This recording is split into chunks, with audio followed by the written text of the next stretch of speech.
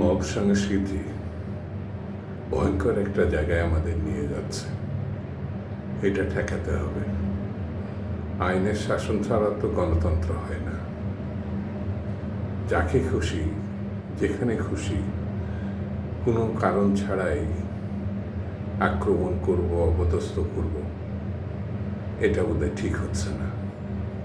যে দোষী মামলা হবে, আইনের আওতায় তাকে আনতে হবে, যথাযথ বিচার করতে হবে।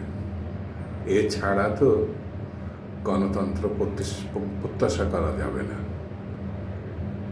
এখন না, শেখ হাসিনা এই মব সংস্কৃতিক জননী। যাকে খুশি তাকে সে আক্রমণ করেছে, মেরেছে, ধরেছে।